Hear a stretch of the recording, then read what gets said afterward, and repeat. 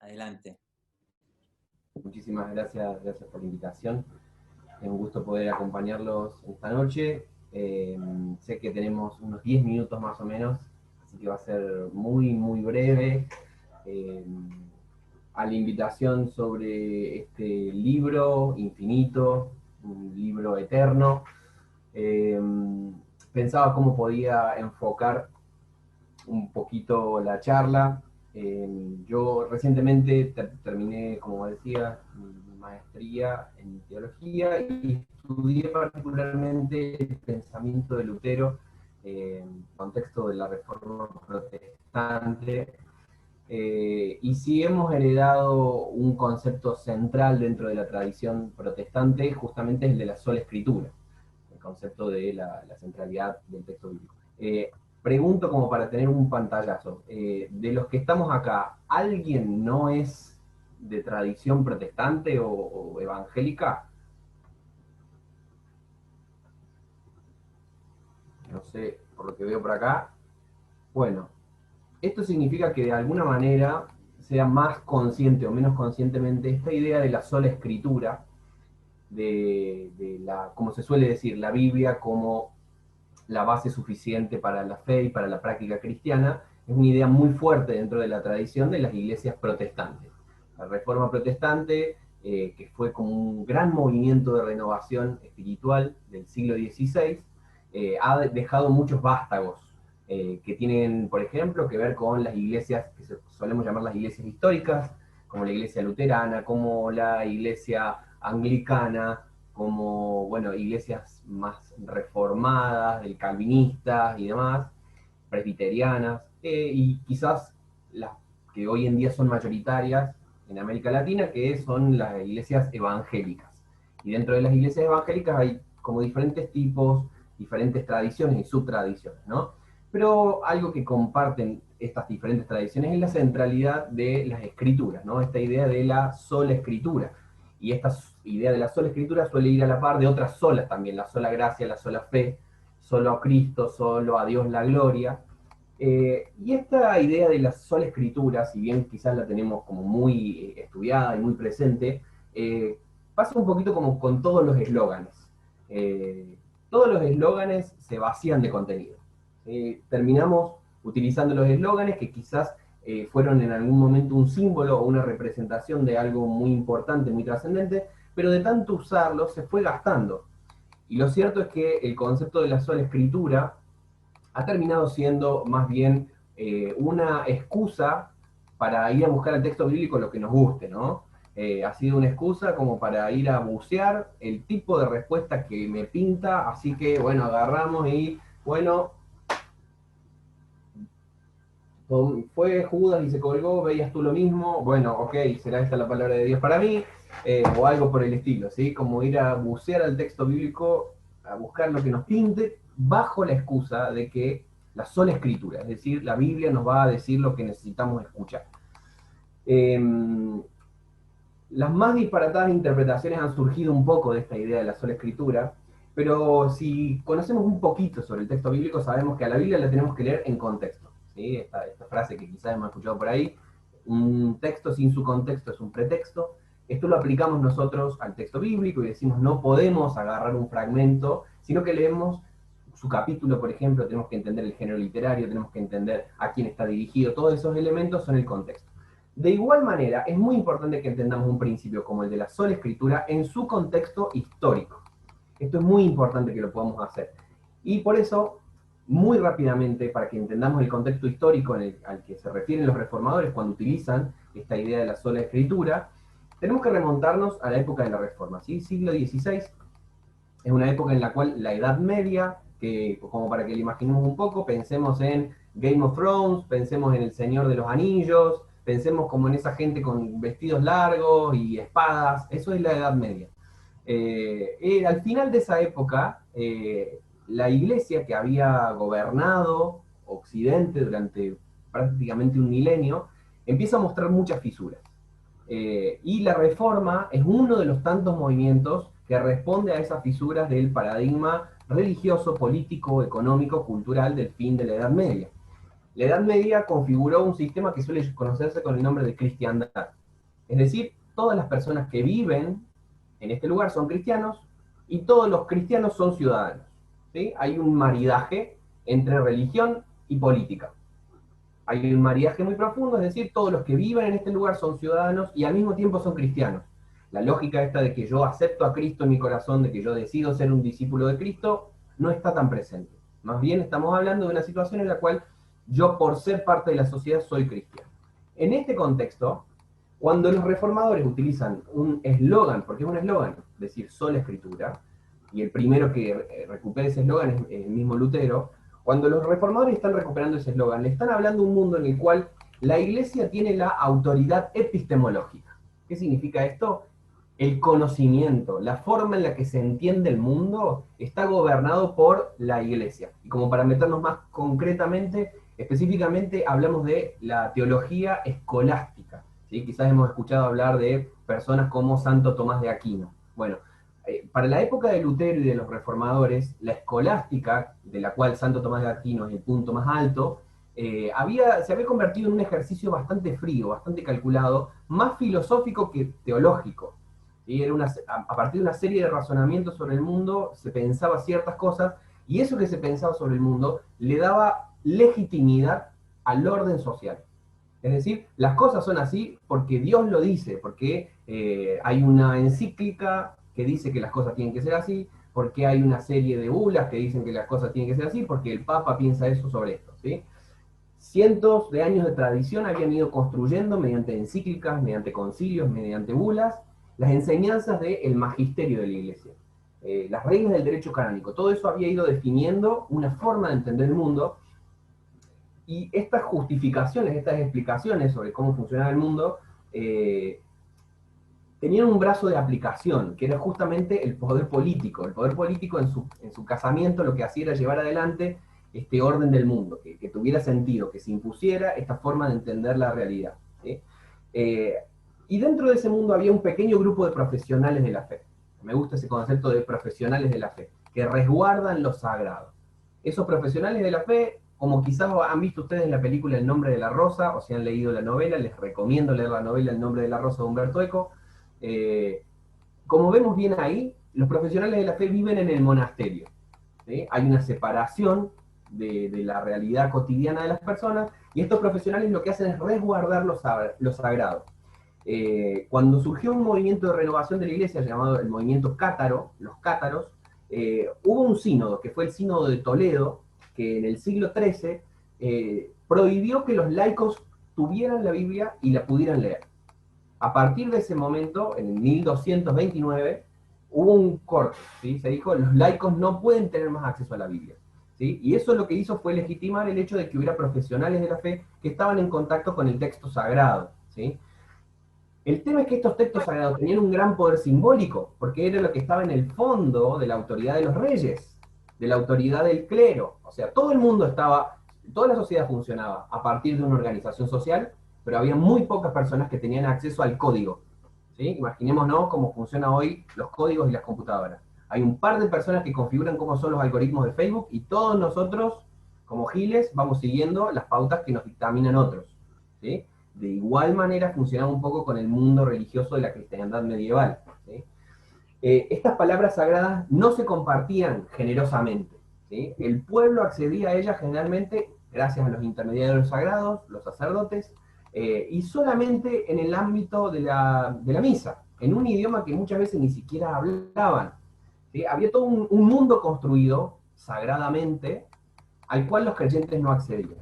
Entonces, hablar de la sola escritura, no quiero hoy reflexionar mucho sobre la cuestión de cómo se interpreta la Biblia, sino solamente quedarme con esto. Cuando los reformadores dicen sola escritura en ese contexto, al afirmar la autoridad exclusiva de la escritura y la posibilidad de que todo el mundo pudiera tener acceso a ella en un contexto donde los guardianes de la fe, los guardianes de este poder simbólico, eran los únicos que podían consultar este libro sagrado, imagínense lo liberador que fue, porque implicaba romper con un montón de presupuestos sobre los que se apoyaba el autoritarismo epistemológico de la iglesia y de los reyes y del funcionamiento de la sociedad de la época. ¿Sí? Si la Biblia era la fuente del saber, la que legitimaba el estado del mundo, cuando los reformadores, cuando Lutero libera el acceso a las escrituras, lo que se hace es utilizar el fundamento mismo de esa hegemonía de unos pocos para subvertir el orden del mundo. ¿Sí? Es poderosísimo el cambio simbólico que implicaba liberar el acceso a las escrituras, porque es como decir, es código abierto, por así decirlo, ¿sí? En nuestros términos de hoy en día. Es convertir en código abierto lo que unos pocos utilizan en cuanto a código cerrado para su propio funcionamiento. Creo que estamos más o menos en tiempo, así que cierro rápidamente la idea.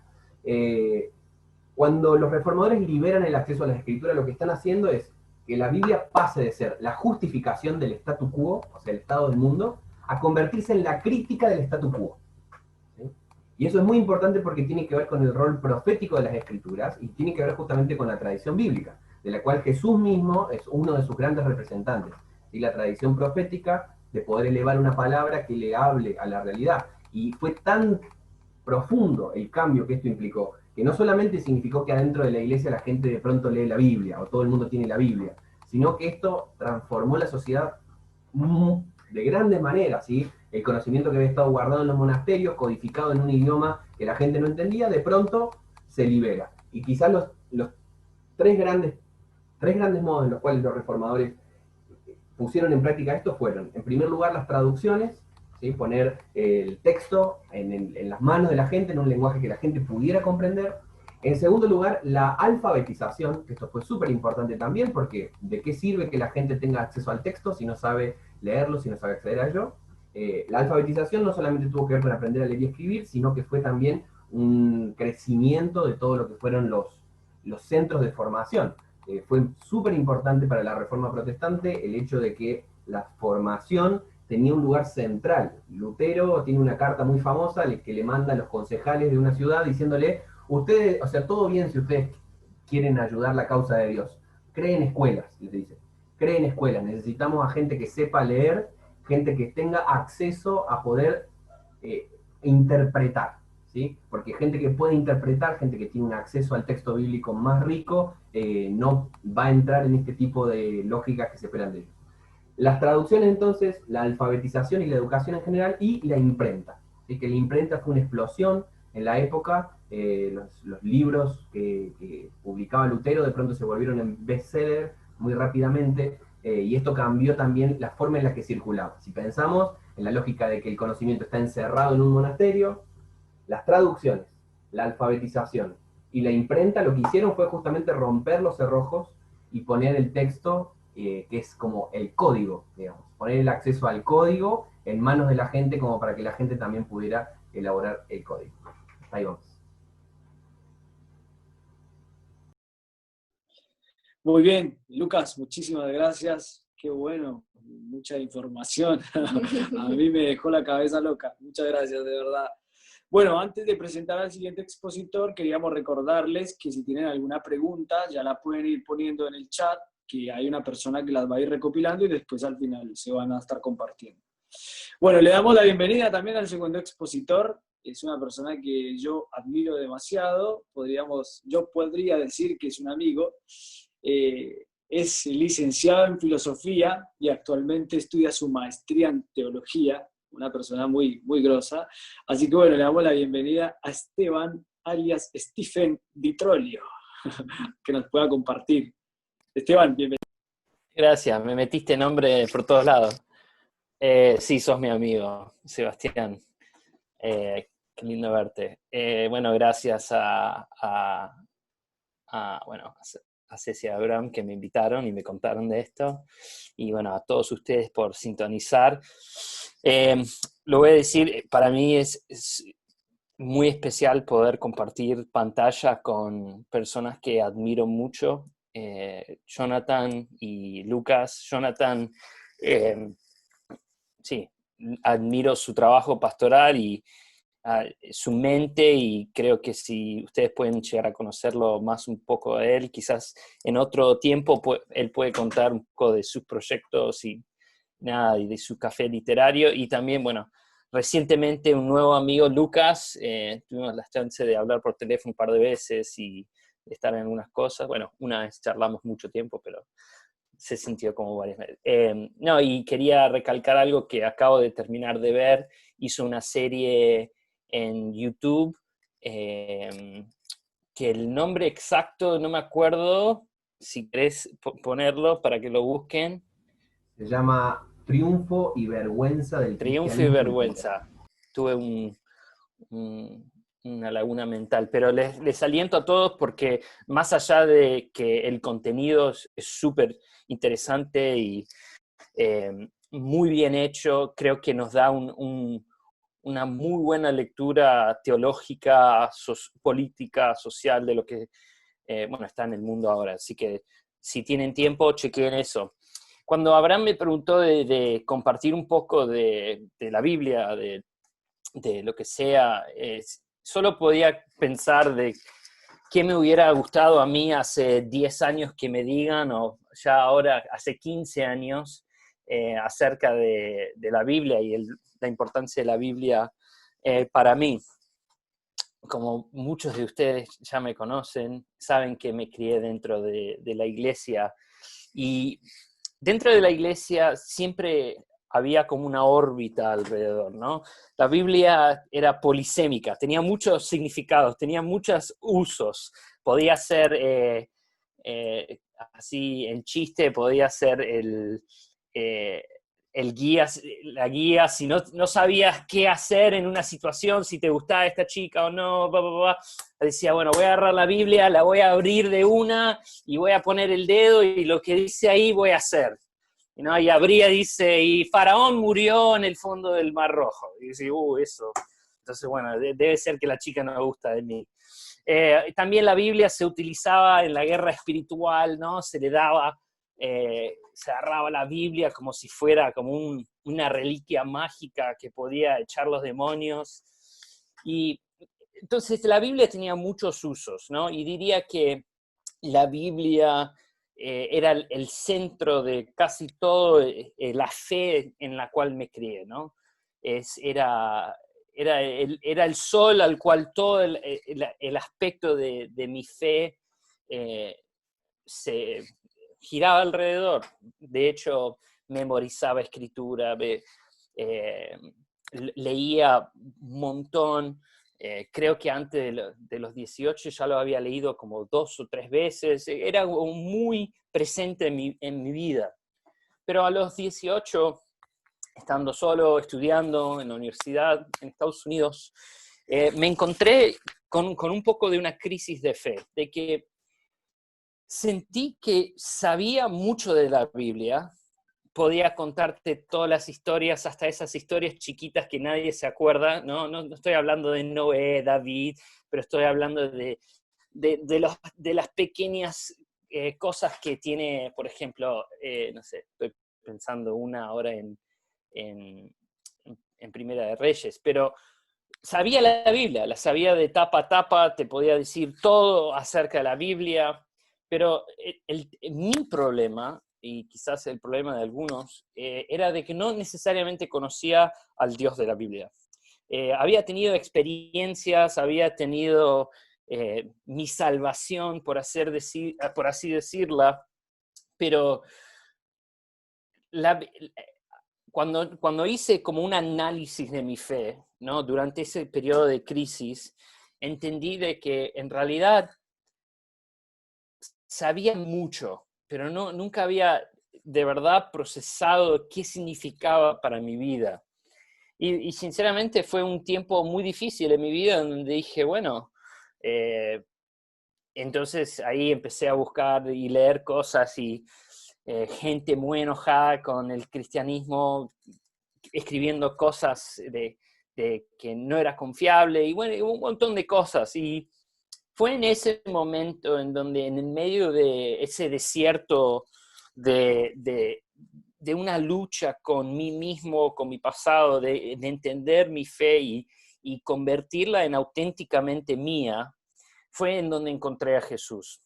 Y si nosotros nos ponemos a pensar, el único registro que tenemos de la vida de Jesús y de las enseñanzas de Jesús están en los evangelios. Y esto, de alguna forma, seguramente lo he mencionado antes con ustedes, pero Mi primera conversión, así decirla, tenía 11 años y estaba tan asustado de ir al infierno que cuando el pastor invitó a todos los chicos a ir adelante para que no se vayan al infierno, miré a mis padres y dije, yo no quiero estar separado de ustedes, no quiero ir al infierno. ¿Qué había hecho a los 11? Nada, pero tenía un miedo profundo de quemar en el infierno y esa fue mi primer conversión, donde, bueno, me bauticé todos los 17, creo. Pero la conversión a la cual todavía estoy tratando de desentrañar, la que estoy tratando de entender, fue esta conversión cuando, durante los últimos años de la universidad, quizás después, empecé a leer un libro por un escritor que se llamaba Shane Claiborne. Shane Claiborne era un cristiano evangélico cualquiera y confrontado con la pobreza que él veía en la ciudad de Filadelfia, empezó a pasar tiempo con los pobres, empezó a pasar tiempo con la gente de la calle, empezó a organizar ministerios para ayudar, para hacer lo que él podía.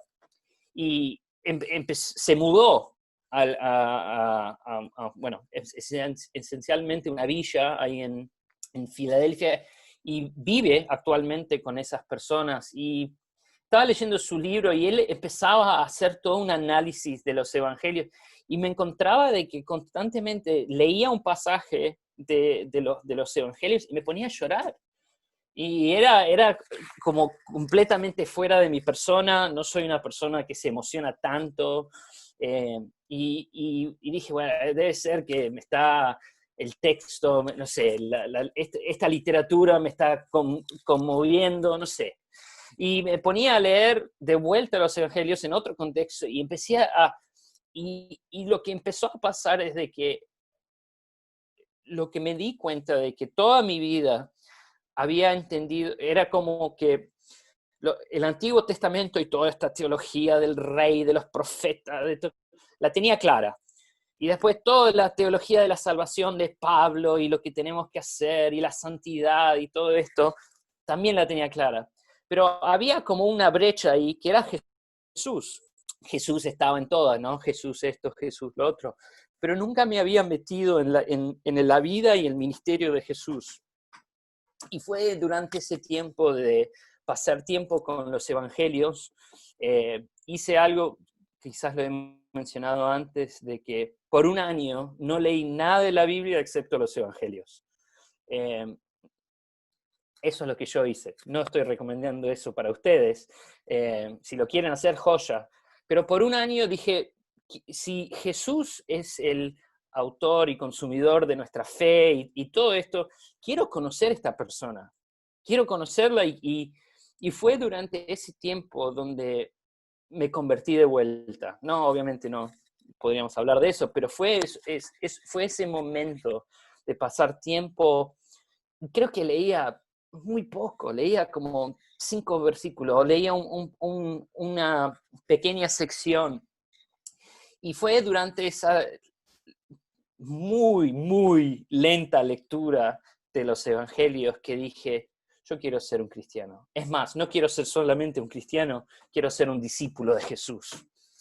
Entonces, para mí, cristiano, bueno, como habló Lucas, tiene muchas cosas atadas a qué significa los cristianos, lo que sea. Pero creo que el discípulo es una persona que constantemente está aprendiendo, es una persona que está constantemente creciendo, que no es perfecta. Me encantan los evangelios porque miramos la historia de una persona como Pedro. Pedro era un papelón. Pedro era la estrella y de repente estaba en el lugar más bajo. Y me veo mucho en muchos de los discípulos, pero creo que esa lectura lenta de pasar tiempo con los evangelios me ayudó a entender quién era yo y a dónde quería ir. Así que solo tengo eso, podríamos exponer, pero no quiero hablar más de mi tiempo.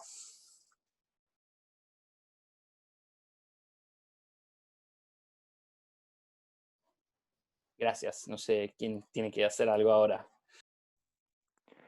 Muchísimas gracias, Esteban. Muy bueno. Gracias por compartir, abrir el corazón también. Y ahora vamos con el siguiente invitado, con Jonathan Hannigan, desde Palermo, de acá, ciudad de Buenos Aires, licenciado, también estudió teología, actualmente tiene un taller también de lectura, también amigo de la casa, hace poco lo conocimos, por lo menos personalmente, y a ver si está por ahí, Jonathan, bienvenido. Muchas gracias, es un placer estar con ustedes. Hice una pequeña presentación, así que quería compartir con ustedes también que algo que yo quisiera haber descubierto hace mucho, porque cuando hablo con jóvenes o con personas que están iniciando en la fe, me pregunto, ¿qué me hubiese gustado saber? ¿No? Como decía Esteban. Y me hubiese gustado entender un poco más de qué se trataba la Biblia, no solamente que tuviera un lugar importante en la Biblia, sino que de qué se trataba. Y en pocas palabras, es la historia de la salvación. El protagonista de la Biblia no soy yo, ni sos vos. La Biblia no se trata de mí, ni se trata de vos, no se trata de nosotros, se trata de Dios. Y ahí vamos descubriendo la trama, que es la historia de la salvación. Vamos descubriendo cómo Dios intercede por nosotros, cómo Dios interviene en el mundo, cómo interactúa con nosotros, cómo Dios irrumpe en la realidad humana y habla, se comunica, se revela, se da a conocer, pelea, discute, se enoja, muestra su amor. Entonces la Biblia es una metanarrativa que incluye muchas pequeñas historias. Y estas pequeñas historias a gran escala afirman y reinterpretan la gran historia. Ahora en nuestra iglesia acá en Capital estamos estudiando el libro de Ruth. Y el libro de Ruth en pequeña escala es la historia de Dios con la humanidad. Es una mujer emigrante, una mujer desterrada, una mujer que no tiene esperanza, una mujer que ha perdido su marido, su sustento, su lugar en la sociedad y va a un país extranjero, a un Dios desconocido y Dios la acoge, la recibe, la bendice. Y esa pequeña historia de Ruth también es la historia de Dios y el mundo. Entonces son muchas historias pequeñas que a veces pareciera no tener nada que ver, pero todas esas historias forman parte de una gran historia, que es la metanarrativa. Es la historia que da sentido a la realidad humana, ¿sí? Pero vamos a estar claros aquí, la Biblia es un libro extraño, ¿sí? Yo jamás he visto a otras personas leyendo la Biblia en un café de Buenos Aires. Yo voy por la café de Palermo y no veo a nadie más leyendo la Biblia, ¿sí? Una vez sola me encontré una pareja leyendo la Biblia en Núñez, en un café. Y me dio tanta curiosidad que quise saber qué estaban leyendo. Entonces me dio chusma, me acerqué y la parejita estaban leyendo Cantar de Cantares. Ni siquiera, digamos, bueno, están estudiando la vida de Jesús, no. Estaban leyendo poesía erótica hebrea, ¿sí? La Biblia es un libro extraño, contiene poesía erótica, ¿sí? Basado en poesía egipcia. Ni siquiera es algo propio, sino algo que ellos toman de los egipcios. Hay profetas que hacen cosas súper extrañas. Hay jueces que matan a gente, que hacen cosas bizarras. Hay libros con un montón de genealogías que uno ni siquiera sabe cómo pronunciar esos nombres hebreos y arameos, que son súper difíciles. Hay sueños bizarros, el libro de Daniel, Apocalipsis, el libro de Job, de la mala junta teológica, ¿no? De personas que dan muy malos consejos. El libro no responde todas nuestras preguntas. Todas las preguntas que le hacemos a Dios no las responde. Pero Dios en su libro responde las preguntas que él mismo propone, ¿sí? Pero es un libro extraño, no hay libro como la Biblia. Entonces, ¿qué onda la Biblia? La Biblia es una invitación a conocer a Yahvé.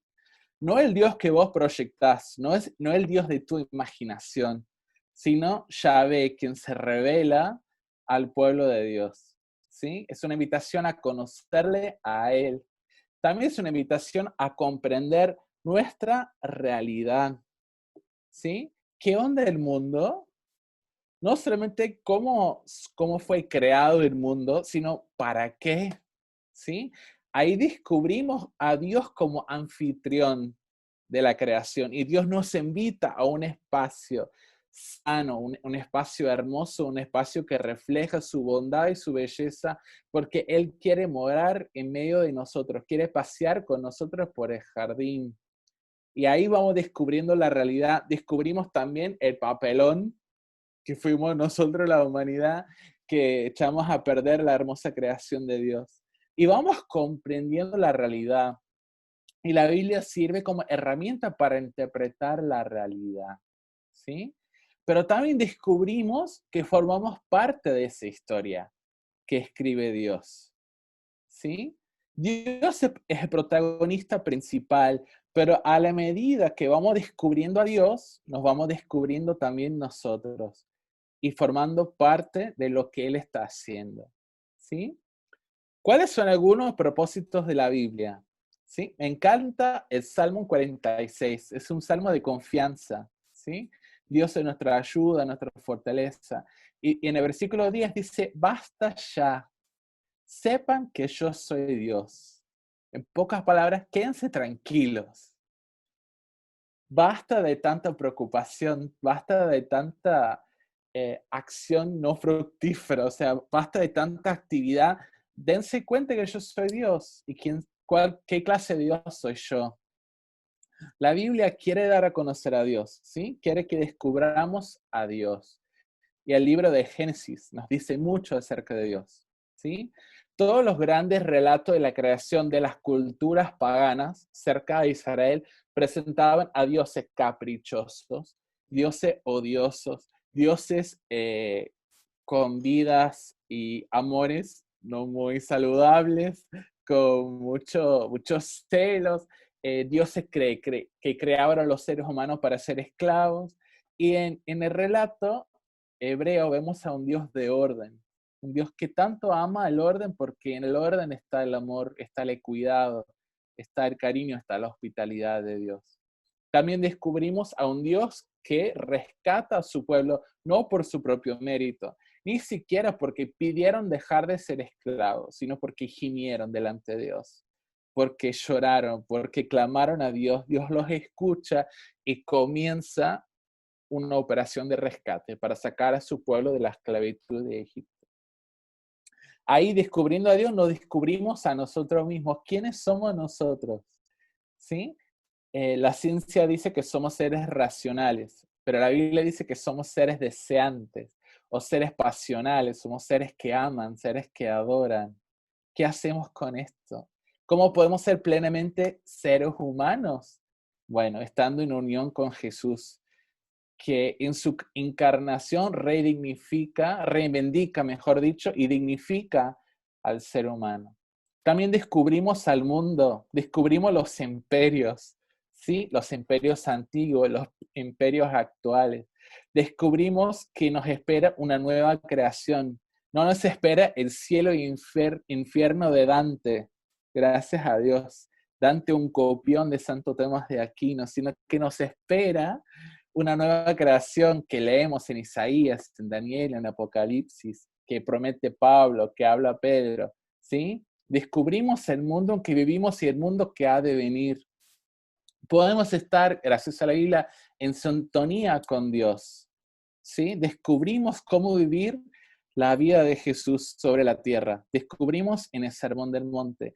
Y descubrimos, como lo más importante, es que descubrimos cómo participar con Dios en la redención de toda la creación. Descubrimos cómo ser pieza clave en lo que Él quiere hacer en nuestro mundo. Entonces pasamos de ser un estorbo para Dios o las mismas personas que echan a perder la creación de Dios, las personas que generan conflicto hacia las personas que son reconciliadores, que son personas que buscan y promueven la paz que Dios quiere poner en nuestro mundo. Ahora, algunos tips rápidamente antes que se me acabe el tiempo. Estoy hablando lo más rápido posible. Unos tips. Hagamos diferente lectura de la Biblia, ¿sí?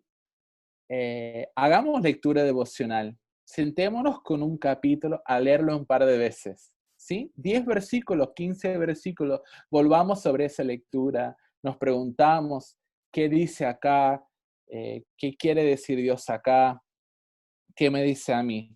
Hagamos también un estudio serio de la Biblia, ¿sí? A veces queremos leer el pan diario y después cada uno para su casa. No, la Biblia merece un estudio serio, ¿sí? Y nosotros debemos buscar, no ser vagos, como dijo Lucas, sino ser estudiantes serios de la Biblia. Pero también hacer lecturas contemplativas. Ahí se fue mi tiempo. Lecturas contemplativas o la meditación a lo hebreo, que sería una lectura orante, ¿sí?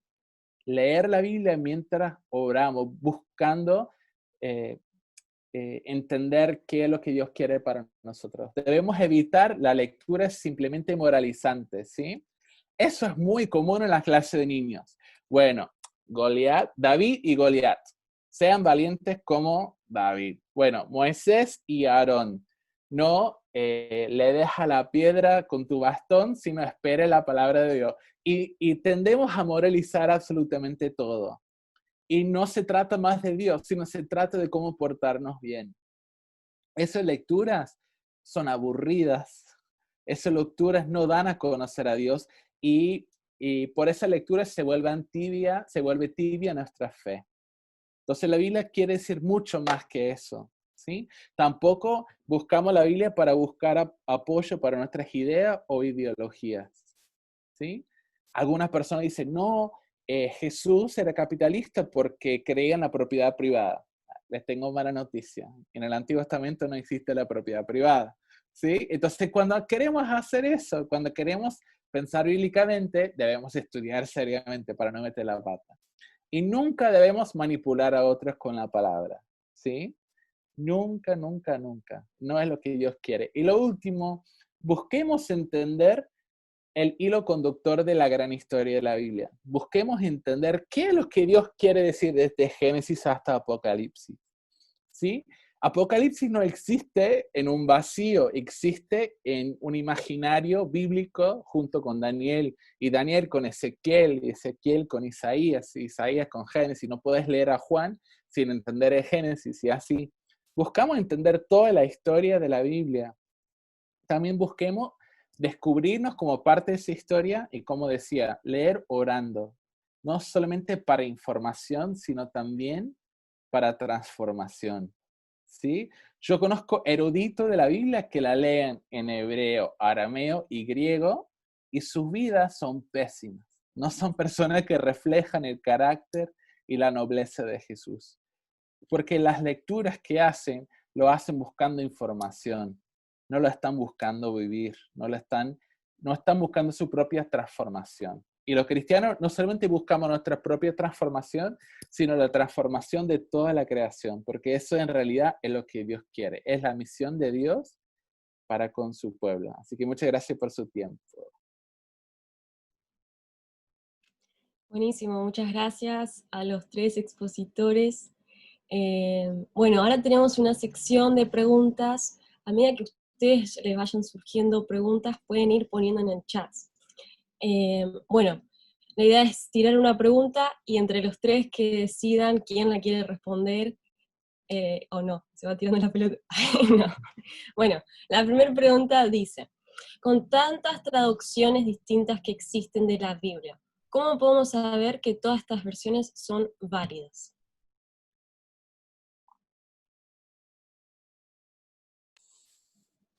Yo nomino para esta respuesta a mi amigo Jonathan. Jonathan, estás nominado. Yo creo que fue Humberto Eco, corrígeme Lucas si me equivoco, que toda traducción es mentira. No hay ninguna traducción que refleja fielmente y exactamente el original. Es imposible. La palabra saudade no existe en español. Por eso decimos saudade y nos entendemos, ¿sí? Y hay cosas en griego, en hebreo y en arameo que no se pueden decir en castellano, o de la mismísima manera. Pero la Biblia no es un código civil, gracias a Dios, porque si han intentado leer un código civil, es súper aburrido, ¿sí? Levítico más o menos se parece un poquito, pero el Levítico no es toda la Biblia, ¿sí? Entonces, ¿qué pasa? La Biblia es una historia, entonces lo importante es que entendamos la historia. Y las traducciones pueden ser importantes. O sea, siempre que uno estudia, debería leer varias traducciones para un estudio serio. Pero si vos querés conocer la historia y descubrir a Dios y descubrirte a vos como hija o hijo de Dios, lee la traducción que mejor entiendas. Es mi opinión. Buenísimo, Idem, gracias. lo que él dijo. Ok, tenemos la siguiente pregunta que dice, ¿cómo podemos sacar mejor provecho en nuestra lectura de los evangelios? Yo quiero nominar a Steven, por favor. O si no, la otra, respondemos cortitamente los tres. Y dejamos nuestros micrófonos abiertos. ¿Qué te parece, Dale, Lucas? buenísimo. ¿Estás de acuerdo? Va bien. Entonces tengo que responder la pregunta anterior. No, bueno, esa fue de la regla anterior. Jonathan lo hizo. Las nuevas reglas dicen que de ahora en más somos los tres. Mirá, a mí me encanta, como las dos están entrelazadas, ¿cuál es la mejor manera de aprovechar los evangelios? Y tener no por menospreciar al Reina Valera, pero leer algo que puedas entender, como dijo Jonathan, hay muchísimas versiones, de hecho no sé dónde la tengo acá, pero hay una versión que hizo una casa de literatura, nada que ver con... Y ellos imprimieron los evangelios sin capítulos, como si fuera un texto, sin versículos, sin nada. Seguramente se puede bajar en internet de algún lado, pero eso a mí me encantó leerlo de esa forma porque no era como... Porque los títulos también como termina como prejuzgando lo que vas a leer. Esto es donde Jesús le dice a Lázaro esto, en vez de leerlo como toda una narrativa. Eso. La segunda cosa es, no es fácil porque toma tiempo, pero les animo, es leíble en 2 o 3 sentadas, un evangelio. Y lo que termina pasando cuando leemos un evangelio en, no sé cuánto tomaría, pero ponele 3 horas un evangelio, podés ver todo el arco de la historia. Y eso a mí me ayudó, por lo menos, hace mucho que me senté a leer todo en una sentada, pero me ayudó a mí de entrelazar todas las diferentes partes de la vida de Jesús. Yo, si tuviera que pensar en un pequeño consejo de cómo sacar mejor provecho de la lectura de los evangelios, por lo pronto tiro un dato que quizás muchos conozcan, pero a lo mejor para alguien es nuevo. Hay un canal en YouTube que es buenísimo, que se llama The Bible Project, ¿sí? O el Proyecto de la Biblia, o el Proyecto Biblia en español. Ese canal es súper recomendable porque tienen una elaboración teológica y bíblica muy seria, muy sólida, pero puesto en un lenguaje accesible, y no solamente accesible, sino también mediante animaciones se vuelve algo muy fácilmente digerible, digamos. Estamos en contacto con buena crítica teológica, digamos, lo que sería una lectura seria de la Biblia, pero de una manera en la cual podemos acceder, que no nos suena raro, digamos, que no nos genera una crisis mental. Entonces, ese sería un buen dato para empezar. Hay particularmente una de las series de Bible Project que se llama Cómo leer la Biblia. Yo empezaría por ahí, miraría todo cómo leer la Biblia y después tienen fragmentos sobre cada libro de la Biblia, sobre temas, sobre palabras. Bueno, es súper recomendable. Eso sería un punto Y otro punto, les recomiendo también un material o una serie de materiales que se llaman cuadernos bíblicos. Si ustedes googlean un poco, los pueden conseguir. Se consiguen en PDF, se los pueden obviamente comprar también, pero si no tienen los recursos, se pueden conseguir los PDF.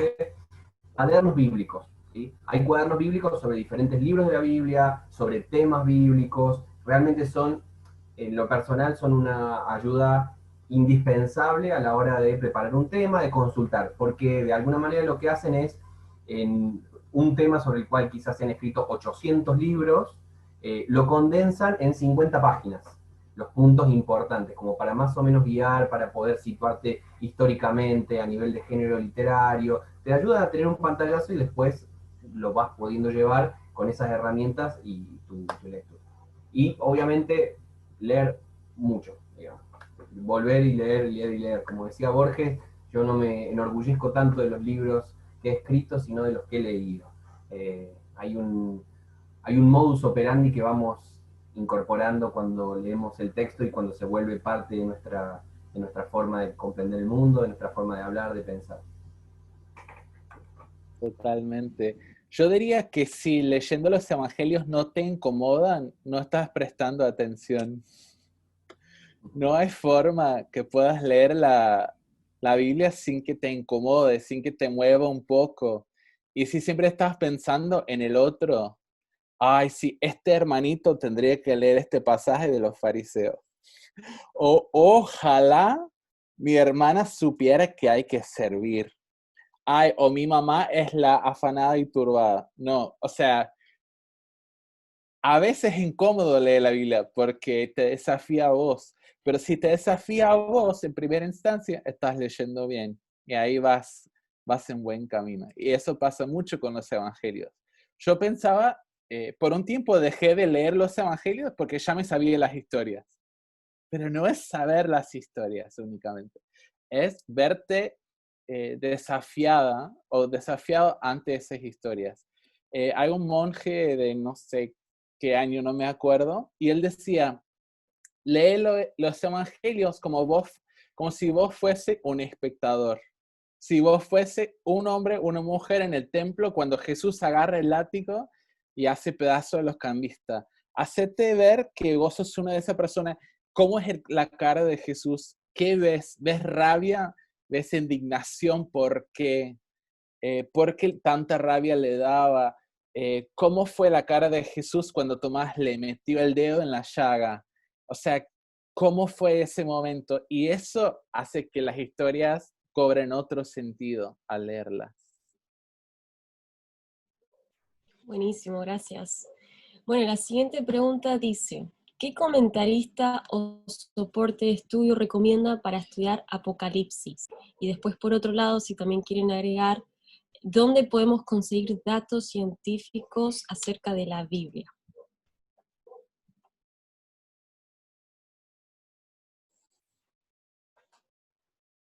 No escuché la última parte. Era de qué recursos para Apocalipsis y la segunda parte. ¿Dónde podemos conseguir datos científicos acerca de la Biblia? Datos científicos. ¿Cuánto pesa? ¿Qué tipo de datos? Como, me imagino como más arqueológicos, a eso se refieren, ¿no? Diría que sí. Ah, sí que sí. Yo respondí primero, así que les toca a uno de ustedes. Es muy buena esa. En cuanto al libro de Apocalipsis, hay un comentario de 4 tomos de Juan Stam, que es muy bueno. Es un excelente comentario con una visión latinoamericana. También hay un comentario bíblico que se llama Comentario Bíblico Contemporáneo, editado por Certeza Unida, acá en Buenos Aires, y todos los autores son latinoamericanos y abordan la Biblia pensando en las problemáticas que vivimos acá en América Latina. También hay comentarios sobre Apocalipsis allí, es un buen comienzo, y también tiene varios artículos acerca de aspectos más científicos de la Biblia en cuanto a interpretación, contexto histórico, algunas notas sobre arqueología y todas estas cosas. Eso sería, y además de eso, los cuadernos bíblicos que mencionó Lucas son muy buenos. Una vez me enojé porque me leí 4 comentarios de Marcos y en las 30 páginas del cuaderno bíblico resumió todo lo que había costado tanto aprender. Así que esos cuadernos son excelentes. Sí, yo iba a recomendar también los comentarios de Juan Stam, Apocalipsis.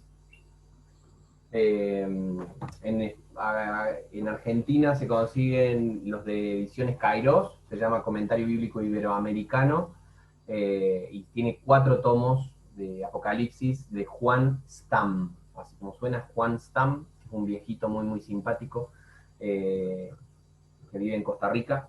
Este libro es como un poco el trabajo de su vida. Él ha estudiado muchísimo el Apocalipsis y es un texto muy recomendable. Siempre Apocalipsis genera como un poco un subidón de energía, ¿no? Genera como, bueno, Apocalipsis nos va, no sé, flayadas del fin del mundo, es como, no sé, ver una película de Tom Cruise, pero flayera.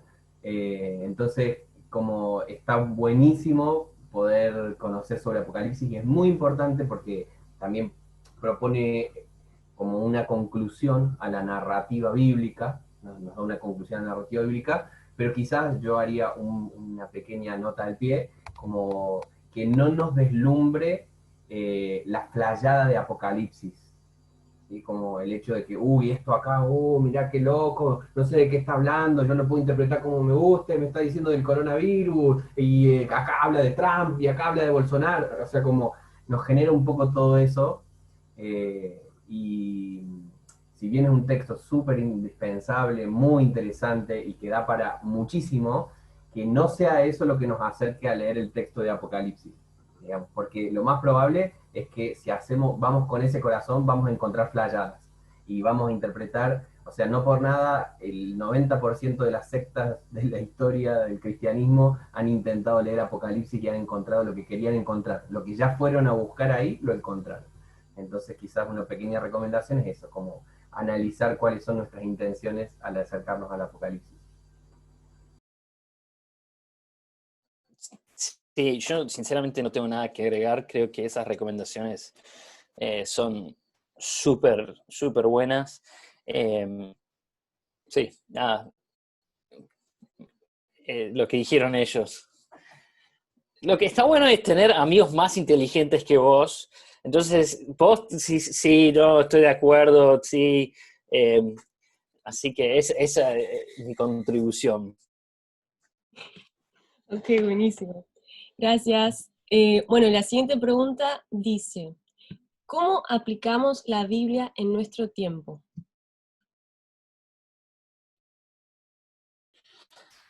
La otra pregunta sería, ¿cómo la Biblia nos aplica a nosotros en nuestro tiempo? Cada contexto histórico ha tomado partes de la Biblia y se ha casado a esos momentos, debido al momento en que se encuentran. Yo particularmente vuelvo a mucho lo que dijo Jonathan y Lucas acerca de cómo esta mirada como más larga de la Biblia y entender la narrativa de toda la historia. ¿Cómo aplicar la Biblia al día de hoy? Y creo que depende de dónde querés situar tu accionar. A mí me gusta situarme en Jesús. Entonces, cuando leo las enseñanzas de Jesús y Jesús dice, tenés que perdonar a los que están a tu alrededor, no me gusta, porque es tan aplicable hoy como fue hace 2000 años, cuando Jesús habla de que el dinero corrompe y que el dinero, que no podemos servir a dos dioses, es tan aplicable cuando lo dijo Jesús bajo un árbol que ahora mismo diciéndoles a ustedes. Entonces, solamente quiero recalcar de que para mí lo aplicable es constante, ¿no? Y entonces Jesús es tan relevante hoy como fue hace 2000 años.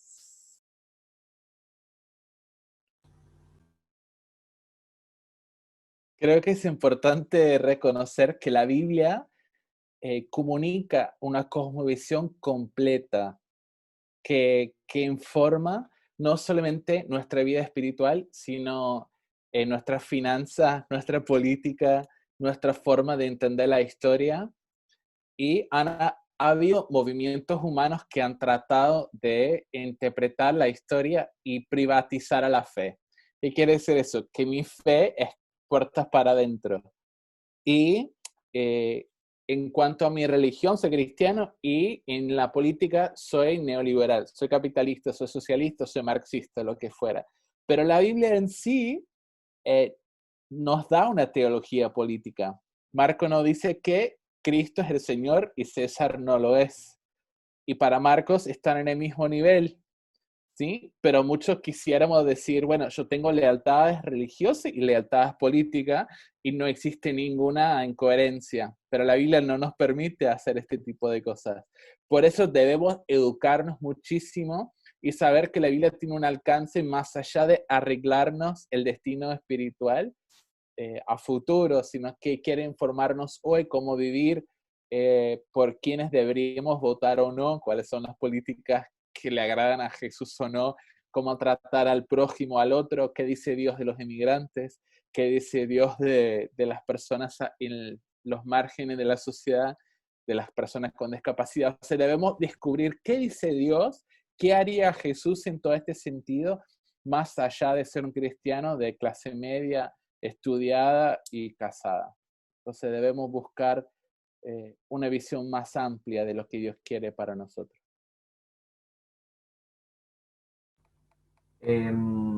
Yo estaba... me surgen muchas cosas como para poder hablar porque me parece súper importante la pregunta y cómo eso nos interpela. Voy a hacer una reflexión que más bien es una cita de un autor, de un teólogo que se llama Vítor Vesgele. Les leo la cita que la tengo por acá. Dice así: Lutero decía scriptura sui ipsius interpres. Eso es en latín. Aunque la traducción común es la escritura se interpreta a sí misma, literalmente se debería traducir como la escritura es en sí misma el intérprete. ¿Eh? Esta frase que quizás escuchamos alguna vez. La Biblia se interpreta a sí misma, que generalmente nosotros entendemos esta frase como, bueno, hay que entender una parte de la Biblia a la luz de otra parte de la Biblia. Y eso está bien, es valioso, pero Lutero cuando decía esto tenía en mente más bien esto. La escritura es en sí misma el intérprete. La palabra interpres, dice Vítor Vesgele, la palabra interpres es en latín un sustantivo que designa aquello que se sitúa entre dos valores o precios. Por eso es interpres, es lo que está entre dos precios o valores. La etimología de la palabra apunta al intercambio de productos en los mercados de la antigüedad. Era habitual que por causa de la diferencia de idiomas o dialectos hablados por los mercaderes que regateaban el valor de sus mercancías, fuera necesario un intérprete que acordara el valor o el precio solicitado por cada uno de los mercaderes en el proceso de negociación. Análogamente, la tesis de que las escrituras son en sí mismas el intérprete significa precisamente que las escrituras se sitúan entre medio de dos valores y permiten que el intercambio suceda. ¿Y cuáles son esos dos valores? La concisa definición de Lutero de qué significa la teología lo dice todo. Jesucristo y nosotros. La escritura interpreta ese intercambio. ¿Sí? La escritura está justo al medio ahí interpretando el intercambio entre Jesucristo y nosotros. Muchas veces pecamos de quitarla del medio las escrituras y interpretar a Jesús a nuestro antojo. Interpretar la realidad a nuestro antojo, como decía Jonah, por ejemplo, interpretar la revelación a nuestro antojo. Y nosotros en América Latina hemos tenido mucho de eso, ¿sí? Donde de pronto todo pasa por lo que el Espíritu me dice a mí, lo que yo siento que el Espíritu dice en mi corazón, ¿sí? Y eso vamos a cualquier lugar, nos va llevando de acá para allá porque en realidad somos nuestra propia brújula, porque sacamos al intérprete del medio, ¿sí? Y creemos que sin el intérprete nosotros vamos a hablar la lengua de Dios, ¿sí? Esa es una opción. Y otras veces lo que hacemos es, en vez de utilizar la Biblia como intérprete, la utilizamos directamente como destinatario. ¿sí? Y la convertimos en, como le decían a Lutero, dice, ustedes ahora los protestantes no tienen papa, pero tienen un papa de papel. Dice, ustedes utilizan en la Biblia generando una bibliolatría, una idolatría del texto bíblico, en vez de pensarla como eso, ¿no? Ni sacarla y pensar que nosotros accedemos a la revelación por nuestros propios medios y nuestra propia lucidez mental, pero tampoco quedarnos a mitad de camino y quedarnos charlando con el intérprete. Porque si hacemos eso, dejamos de hablar con el verdadero valor que está atrás del intérprete. Y el intérprete justamente es lo que nos permite hacer esta traducción.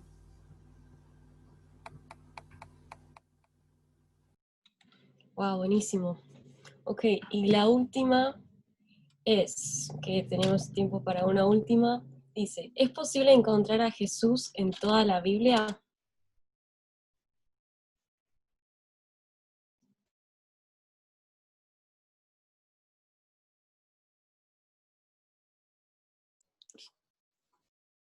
Yo creo que está muy de moda tratar de buscar a Jesús en todas partes, pero no es necesario,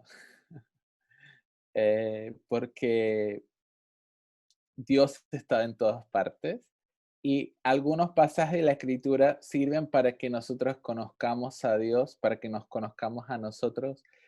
Hay una intencionalidad detrás de las Escrituras y no es descubrir a Dios en los capítulos más rebuscados del libro de los jueces. Porque otra vez es un arco de la historia, es toda una narrativa que apunta a Jesús, eso sí, pero que lo tengamos que encontrar contando las letras hebraicas de las palabras en tal capítulo para que suma 777, no.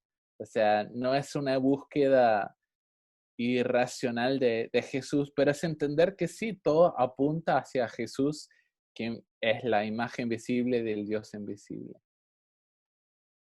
Es mi humilde opinión.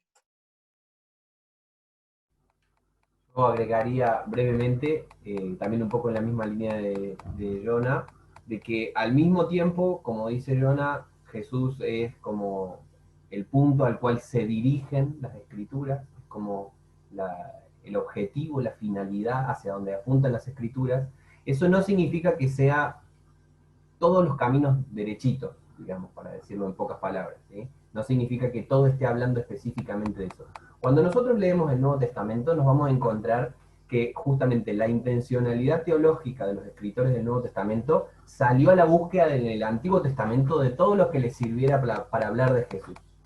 ¿Sí? Entonces vamos a ver que en el Nuevo Testamento dice, bueno, acá aparece un árbol floreciendo, se refiere a que Jesús florece en tu corazón, ¿sí? Un poco se produce eso y es un poco como a lo largo de la historia el cristianismo muchas veces ha hecho eso. Entonces, por ejemplo, San Agustín fue famoso por hacer una lectura alegórica de la parábola del hijo pródigo, haciendo toda una cuestión muy rebuscada como para llegar al punto de Jesús. Creo que todos estos mecanismos nos pueden servir como para buscar nuevas explicaciones, para poder en nuevos contextos contar la misma historia de siempre. En ese sentido nos pueden ser útiles, pero sin perder de vista que todas esas narrativas no nos pueden quitar la narrativa central, que sí se nos cuenta en las escrituras acerca de Jesús. Entonces, en ese sentido, pueden ser como comentarios al pie, pero sin perder de vista cuál es la narrativa central, porque si no terminamos convirtiendo también a un Jesús al que le hacemos hacer cualquier cosa prácticamente, y capaz que Jesús se termina pareciendo más a Iron Man que a otra cosa, o a Superman. Por eso es muy importante que todas estas otras narrativas nos pueden llegar a servir, pero siempre en una relación con la narrativa central que nos presentan los evangelios. Sí, no lo podría haber dicho mejor que lo que acaba de decir Jonathan y Lucas. Y solo quería recalcar algo que dijo Jonathan, de que hay tradiciones y hay diferentes congregaciones que tratan a la Biblia como si fuera un código místico.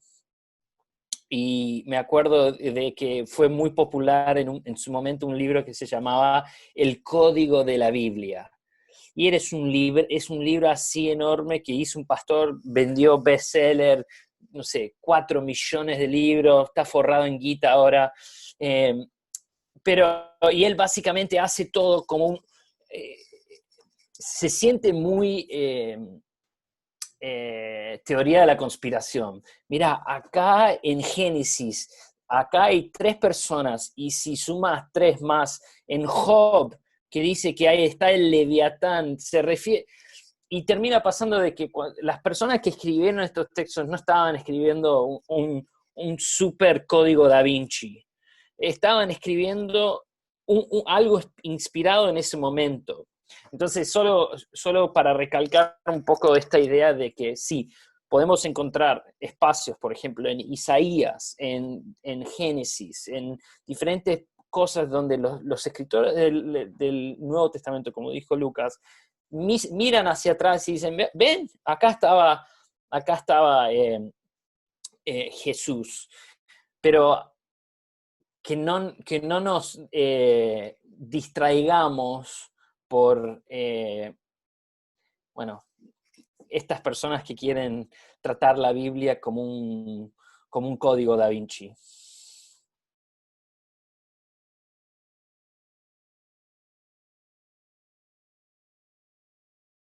Igual es divertido, ¿eh? Solo quiero decir que lo leí el libro entero y estaba como fascinado, pero después lo tuve que poner y decir, nada, es cualquiera. Bueno, muchas gracias a los tres.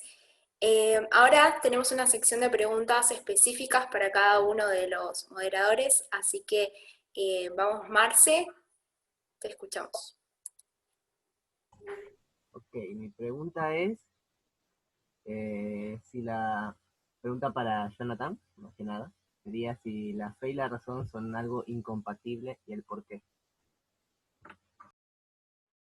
Muy bien. Esta pregunta la tendríamos que haber hecho al filósofo Steven y no al teólogo que no encuentra razones. Entonces,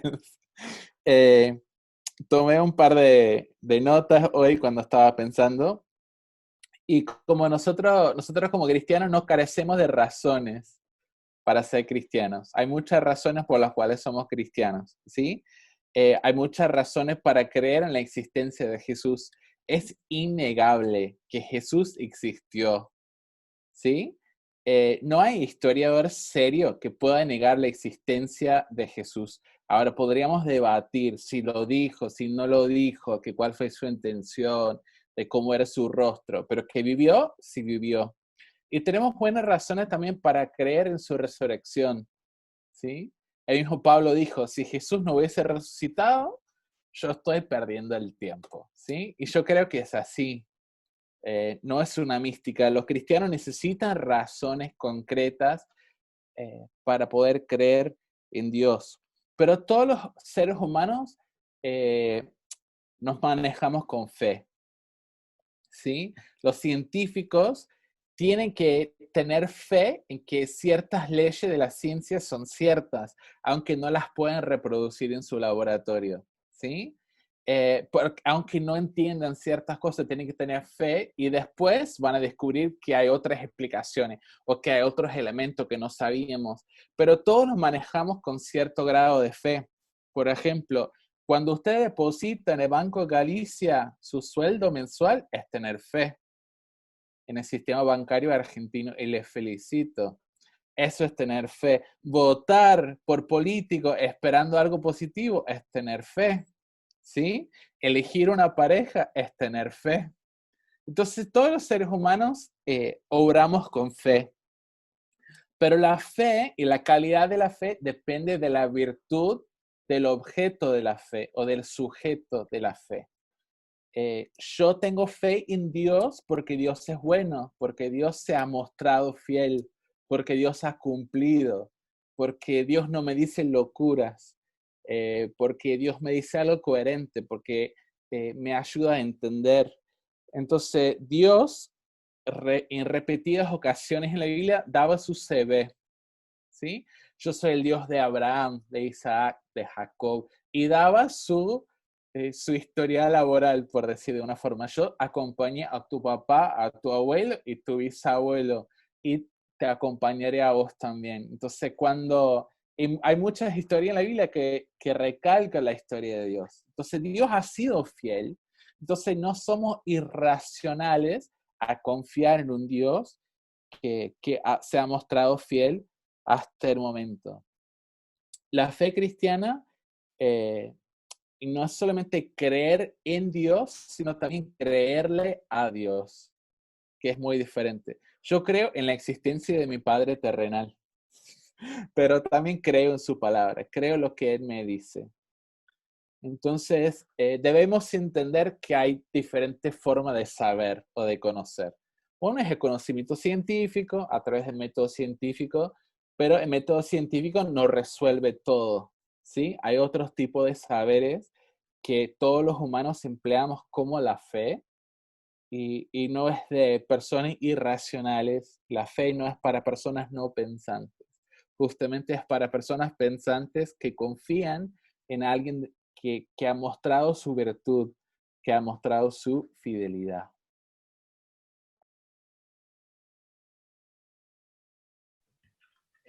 Yo tengo una pregunta que es para Lucas. Ahí me veo.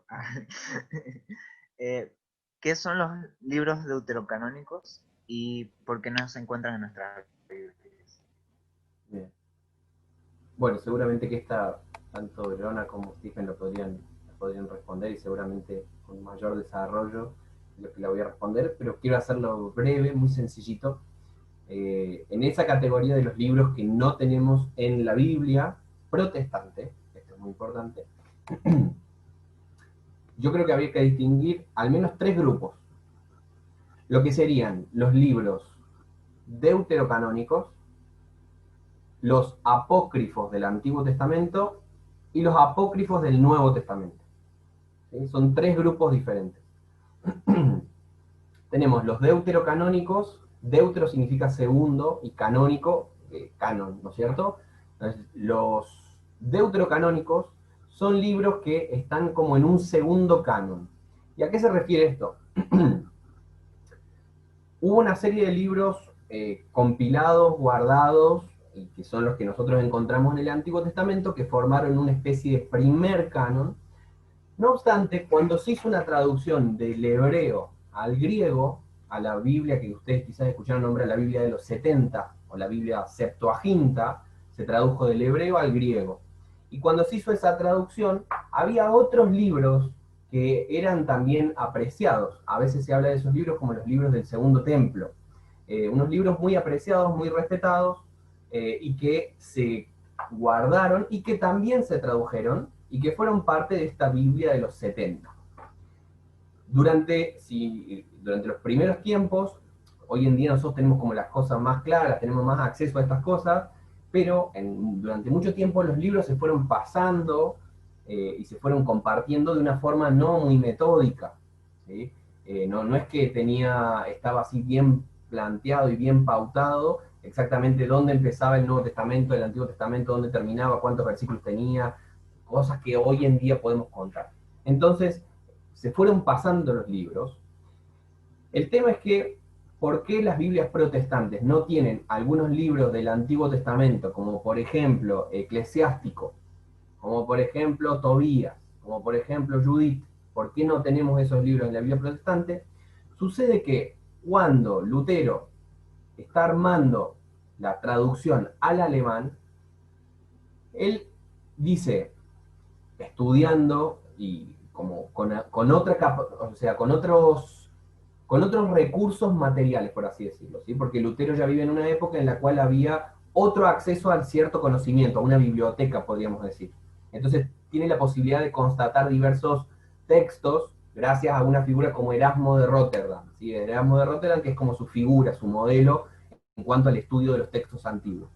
Entonces Lutero se pone a ver y se fija que se cree, porque todavía no está 100% demostrado, pero que después de la destrucción de Jerusalén en el año 70 después de Cristo, hubo una reunión de algunas de las cabecillas religiosas de Israel, ¿sí? Un concilio rabínico que generalmente se conoce como el concilio de Jamnia, ¿sí? Esta es una hipótesis, no está 100% confirmado.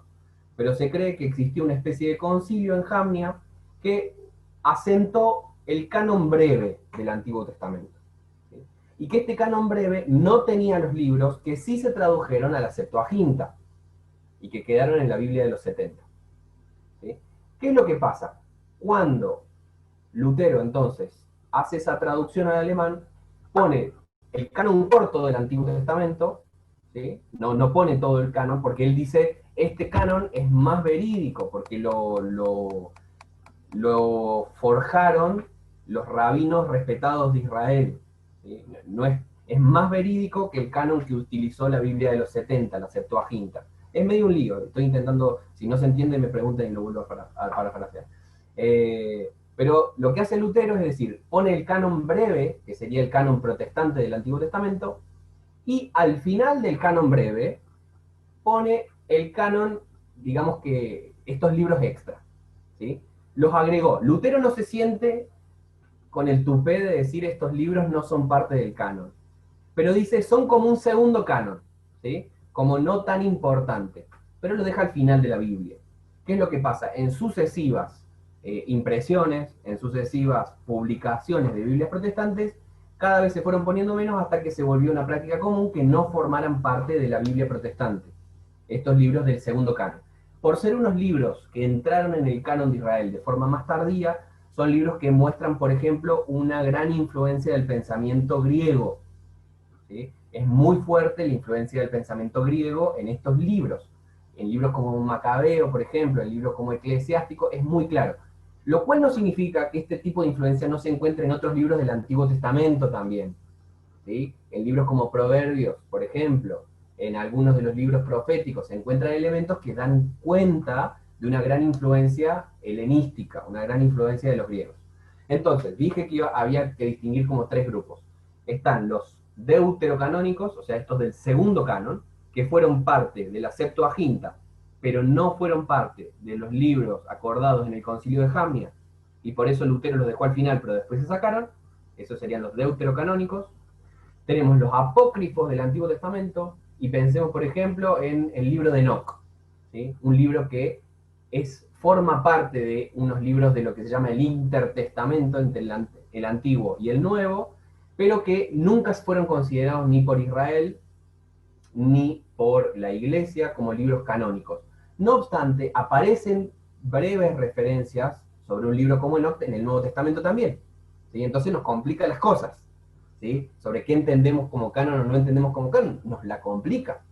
Porque generalmente se dice, bueno, lo que nosotros consideramos canon, lo que en el Nuevo Testamento se vuelve a decir. Es más complicado que eso, sinceramente. Y en tercer lugar tenemos los apócrifos del Nuevo Testamento. Como por ejemplo, algunas cartas o evangelios, sobre todo evangelios apócrifos, que si tienen tiempo de leerlos, es una cosa muy divertida. Los evangelios apócrifos son divertidísimos, porque son como narraciones populares sobre la vida de Jesús.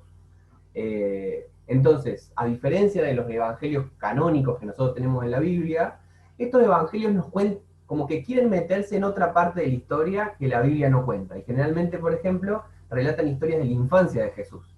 Como popularmente se imaginaban que Jesús había sido de niño. Hay una que a mí me gusta mucho y que dice que Jesús es un niño que está, bueno, andando así, como hijo de Dios, así por la vida, y de pronto hay unos nenitos que están jugando ahí con él, y uno viene corriendo y no lo ve a Jesús y se lo lleva puesto, lo choca. Entonces Jesús le dice, por haber cometido esto, ahora mismo tu vida se seca, y se muere el nenito. Se muere el nenito al toque. Entonces los papás del nene van y le dicen a José y a María, le dicen, che, loco, ¿por qué tu hijo mató a mi hijo? Decirle que lo resucite. Y bueno, va Jesús y le dice, bueno, pero no me vuelvas a molestar, ¿eh? Entonces como que tienen todas estas cuestiones como de devoción popular, que son como historias del Gauchito Gil, pero con Jesús, ¿no? Como que son cuestiones muy graciosas. Son cuestiones muy, muy graciosas. O sea, que no tienen el tipo de acercamiento que nosotros encontramos en los evangelios canónicos, que quieren contarnos una biografía teológica. Más bien como que quieren imaginarse cómo habrá sido Jesús de niño. Y entonces muchas veces se nos amenaza. Este es el evangelio secreto de Jesús, lo que nunca te contaron, la historia secreta de Jesús y María Magdalena. Todo ese tipo de cosas son parte como de la historia muy de la devoción popular, ¿sí? Como que no que no nos tiene que decir hay algo que no me contaron, ¿sí? Como que no son muy creíbles en cuanto a una historia sobre la vida de Jesús.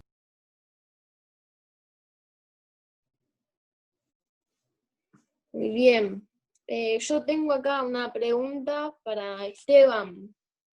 ¿Crees, Esteban, que nuestra lectura bíblica está afectada por nuestras experiencias de vida, por nuestra manera de ver la vida? ¿Y qué te parece si esto es algo negativo?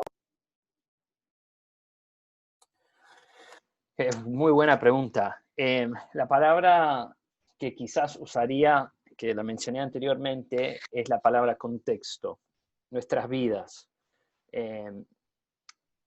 Les pregunto a ustedes, una pregunta retórica, pero no es lo mismo leer la Biblia si te criaste y viviste toda tu vida en Noruega, que leer la Biblia si la estás leyendo en, no sé, elegí una ciudad en Argentina, San Isidro. Porque no podemos decirle a la persona que vive en Noruega, pero bueno, ¿cómo no podés leerla de la manera en la cual yo leo? Bueno, porque son dos contextos diferentes, son dos maneras diferentes. Entonces, para mí, en realidad, el contexto y nuestra historia de vida, en realidad, es una riqueza a la cual podemos traer cuando leemos la Biblia. Esto lo estuve hablando ayer, un profesor que se llama Mark Taylor estuvo hablando de esto, de que cuando una persona nos cuenta de su historia, de su contexto, de su trasfondo, y cómo ellos interpretan la Biblia, nos ayuda a entender de dónde vienen, y nos ayuda a situar por qué leen ciertas cosas de esa manera. El problema con diferentes lecturas teológicas y históricas es de que muchos teólogos intentaron crear una teología, por así decirla, universal, no de iglesia universal, sino una teología que transciende los contextos. Pero ¿qué pasa? Si vos sos Schleiermacher, por decir un teólogo alemán, vos estás escribiendo desde un contexto alemán, estás escribiendo desde un tipo de lectura alemana de la Biblia, desde un trasfondo histórico. Entonces, esta teología universal no es universal. Y lo que termina pasando es de que en muchos casos la teología universal es una teología colonizadora, que intenta decirle a las personas de donde ellos viven, de que no, así no se lee la Biblia. La tenés que leer de mi forma. Entonces, esta mentalidad universal, o podemos llamarla colonizadora, termina siendo, sí, totalmente negativa. Toda la historia de Latinoamérica y de cómo llegó el cristianismo a Latinoamérica es una historia triste, horrible, porque, bueno, y diferentes razones, bueno, por el exterminio de los indígenas, de imponiendo un tipo de lectura. Entonces, para mí, sí, hay como peligros en el camino, pero ¿qué pasa cuando uno toma su contexto y dice, esto es la verdad para todos y esta es la única manera de leer la Biblia? Hace poco, termino con esto, como en otro ejemplo. Hace poco escuché, no sabía, pero se llamaba la Biblia de los esclavos.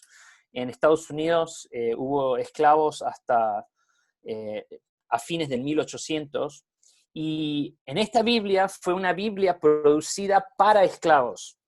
Y lo fascinante y terrible y horripilante de esta Biblia fue de la que los dueños de esclavos editaron la Biblia.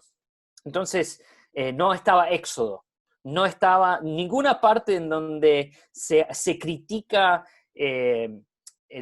por ejemplo, las citas de Pablo.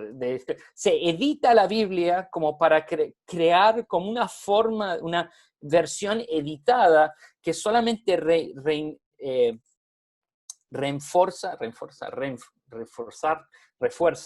refuerza esta ideología de que ellos son esclavos y tienen que obedecer a sus dueños. Entonces, en ese momento que vemos que una persona toma su contexto, toma lo que ellos creen, y cortan las partes de la Biblia que no le gustan para acoplarla a esta ideología. Y podemos ver muchos casos en la historia. Entonces, por un lado, el contexto, nuestras historias nos llevan a leer la Biblia de una manera, que es la manera que solamente vos podés leerla, que yo solo puedo leerla. Pero y cuando hablamos de esta forma, me dicen, mira, yo leo la Biblia de esta forma porque a mí me enseñaron esto. ¿Qué te parece? Entonces puede empezar un diálogo muy lindo con otra persona que quizás no lee la Biblia de la misma manera. Y como se mencionó antes, Lucas creo que lo mencionó, de lo de la interpretación, eso es lo que estamos haciendo, negociar interpretaciones, y creo que eso nos ayuda a entender cómo leemos la Biblia. Excelente. Muchas gracias, Jonathan, Esteban y Lucas, por este tiempo y por, bueno, esta conversación que se ha generado en cuanto a este libro que tenemos en nuestras vidas y la posibilidad que tenemos hoy de poder estudiarlo y cada día ir aprendiendo. Bueno, como Nelly nos decía al principio, aquellos que tengan su Biblia y que pueden poner su cámara, vamos a sacar una foto ahí grupal